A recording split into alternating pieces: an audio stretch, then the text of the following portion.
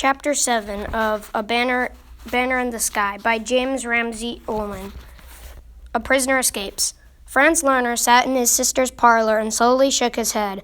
"He is a strange man, this Captain Winter," he said. "As a climber, he is the best Herr I have ever had. He can do things that some of the best guides cannot do, but he is too ambitious. He is like a man possessed." "He thinks only of the Citadel?" said Frau Matt. "Yes, only of the Citadel." "Do you know what he did?" He offered to pay me twice the user guide's fee if I would go with him. Twice, mind you. For 4 days it would have been enough to buy a calf or two shoats. Only what good calves and shoats do me if. He broke off, shrugged, and puffed thoughtfully on his pipe. "You did right, brother," said Frau. "Yes, I did right." Then he said it again, almost angrily. "I did it right," I said to him. "My captain, it is a privilege to climb with you. It is not like climbing with other clients, who must be pushed and pulled up a mountain, but like with another guide, a companion, an equal. Do you know what I will do, my captain?" I said to him. "I will climb with you, not for twice the usual fee, but for half. We will climb all the mountains you like, by whatever routes you like. The Dornelberg by the west ridge, the Taschhorn by the north face, anything, any peak from Mont Blanc to Austria." Franz shook his head again. "But no, he does not want that. All he wants is one peak, that accursed peak." His eyes moved to the window. He gazed up past the rooftops, past the sloping meadows, the forests, the boulder slopes, the glaciers, to where the great fang of the Citadel pierced the shining sky. "There are some things, my captain," I said, "that God intended for men, and there are some things that he did not. And he did not intend men to swim the oceans, or to reach the center of the earth, or to fly, and he did not intend them to climb the Citadel. The Citadel he is keeping for himself, untouched, forever, and I do not believe," I told him, "that men should set themselves against the will of God." Frau Matt, too, was looking from the window. Then suddenly she turned away and hid her face in her hands. After a moment her brother got up and came over and stood beside her. "I am sorry, Elsie," he murmured, putting a big hand gently on her shoulder. "I will not talk of these things again." Rudy listened and did not speak. He went about his work and did not speak. In the hotel kitchen he soaked and scrubbed and dried and stacked the endless heaps of china and pewter, and like his mother, he kept his eyes from the windows. He wished that it would rain. He wished that the mist would close in over the village streets, shutting out everything beyond, but it did not rain. The sky remained flawlessly clear, even though he kept turned away from the window. The great image beyond it filled the kitchen with its presence, and when at night he went home into bed, it followed him relentlessly into his dreams. "Cheer up, boy, be patient," old Tio told him. "You are young, and all the world's before you." But before it was cold comfort, what good did it have to do with the world before him, when he couldn't get to it, when he was like a prisoner staring at it from behind the bars of a cell? One day he broke 5 dishes, the next day 7. Then old Tio left him to watch a cheese fondue that was simmering on the stove, and he forgot about it and let it burn. At this time, even the patient cook lost his temper. "By the Virgin and 300 saints," he shouted angrily, "you are like some silly girl in love. That's what you are. You are a nincompoop, a dumber Essel." His mother spoke to Herr Hempel, and the proprietor gave him a lecture. "Yes, sir," he answered. "No, sir," he answered. But it had no effect. Nothing had any effect. He did what he was told to do, spoke when he was spoken to, moved like a sleepwalker through the blankness of the days. The worst ordeal was walking back and forth from his home to the hotel, for it was then that he would meet the other boys of the town. Even with his friends it was hard enough, with their questions about what had happened, and why his uncle had not taken him climbing again, and with those who were not his friends it was unendurable. "Hey, here comes the master guide," they would taunt him. "All hail the conqueror of Mount Dishpan. Where is your apron, guide? Where is your mop?" Then it was Sunday, and his mother was off visiting, and he was sitting alone in his room. going to his clothes chest. He took from the bottom his father's old red flannel shirt, spread it on the bed, and once again examined the moth holes. Well, there was nothing else to do. Downstairs he found his mother's sewing basket, and taking it and shirt outside, he sat down on the front steps and set to work on the bigger holes in the armpits. The afternoon sun was bright, the little side street quiet and empty. And then, suddenly, not empty, for, looking up, startled, he saw that Claus Wesselhoft had come by and had stopped, staring at him. Claus stood with his legs wide spread and his hands on his hips. His thick lips were spread in a mocking grin.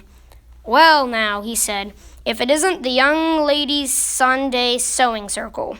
Rudy said nothing. Fancy finding Master Rudy Matt, the famous boy guide, busy doing his crocheting. Still Rudy said nothing. Or is it embroidery, angel face? Do tell now. Some lovely Swiss lace, maybe? Rudy put down the shirt and pushed the basket aside. Then he stood up and rushed to him. Claus was 18. He was taller and broader than Franz Lerner and had hands like two hams at the butcher's. But Rudy rushed him just the same, arms flailing. With one fist, he hit Claus on the chest and with the other on the shoulder, and then something big and hard exploded between his eyes, and he was sitting in the street with blood gushing from his nose. "Naughty, naughty," said Claus, waving a finger. The great guide, Angel Face, had better stick to his embroidery. Then, while Rudy got to his feet, he sauntered off, whistling down the street. The weather held fine, the town was full of visiting climbers, and the guides were busy, climbing all day, sleeping in the huts, returning home every second or third night, only to start off for another climb the next morning. As the foremost guide of Kurt Hall, Franz Lerner was the busiest of all.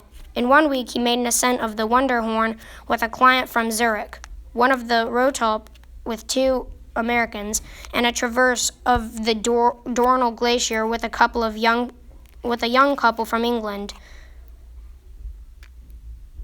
Twice he used Tony Hassler as a porter, once, and this filled Rudy's cup of bitterness.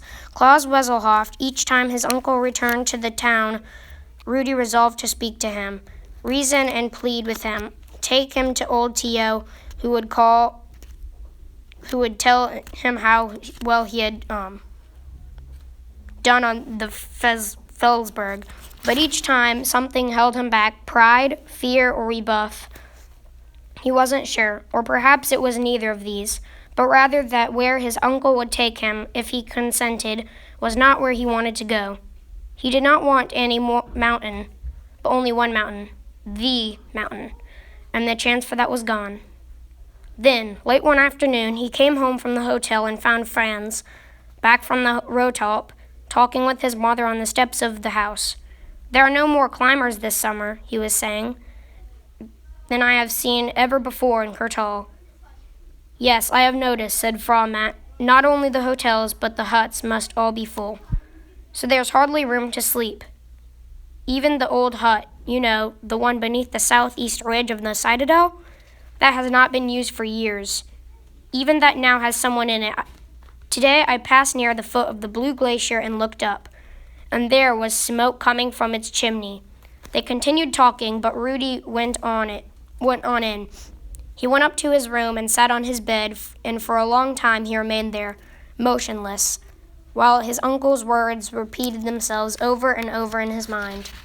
For if his uncle did not know what those words had meant, Rudy did, as clearly as if it stood before him. He could see the old hut, break and lonely against the evening sky. He could see the thread of smoke above it, and within the hut, Captain John Winter, yes, Winter, that he knew, perhaps alone, perhaps with a guide from Brawley. On the far side of the mountain, for that, of course, was what had happened. Captain Winter had not really left at all.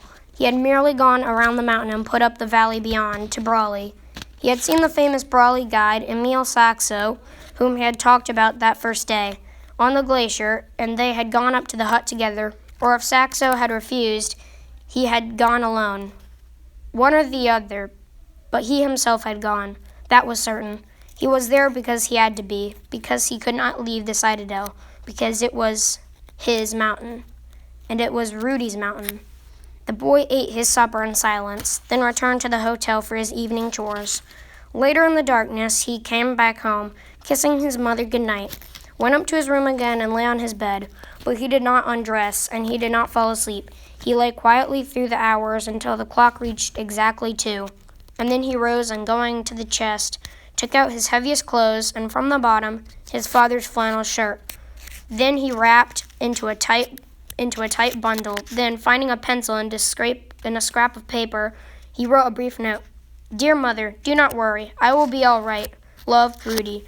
Without light and in stockinged feet, he left the room. He slid the note under his mother's door. Then he descended the stairs. In the kitchen, he found a piece of sausage and another of cheese and stuffed them in his pockets. A moment later, he was out the front door. He did not pause to put on his shoes until the house was out of sight around a corner. The next step was the dangerous one. Rounding a second corner, he came to his Uncle Francis' house and stopped. He looked sharply, but there was no light. Listened, but there was no sound. Now his shoes came off again, and putting down the bundle of clothing, he approached softly and tried the door. In the memory of the oldest inhabitant, there had never been a burglary in Kurtal, and few horses had locked doors. This was not locked. Lifting the latch, Rudy stepped inside. It was pitch dark, but he knew what he was looking for and where it was, the large cupboard in the hallway where his uncle kept his mountain gear. In a few moments he had found and opened it. But now for the first time he needed light, and cautiously he struck a match. The contents of the cupboard showed in a dim yellow glow, lengths of coiled rope on a row of hooks. On other hooks, knapsacks and clothing. Against the wall, ice axes on the floor, boots and crampons. One match was enough, but he was looking for what was there. Quickly he took the axe, the boots, and the pack that Captain Winter had given him. Then, closing the cupboard, moved through the blackness toward the door. A plank creaked under his foot. He stopped and listened. There was no other sound, but now suddenly his heart was pounding. His hands were damp, and where his stomach had been was a cold, hollow emptiness. Now at last there was a chief in Kurtal, he thought, and it was he, a thief in the night. In his mind's eye he could see his uncle asleep in his room upstairs, his mother asleep, the whole village asleep, only himself awake in the darkness, sneaking, prowling.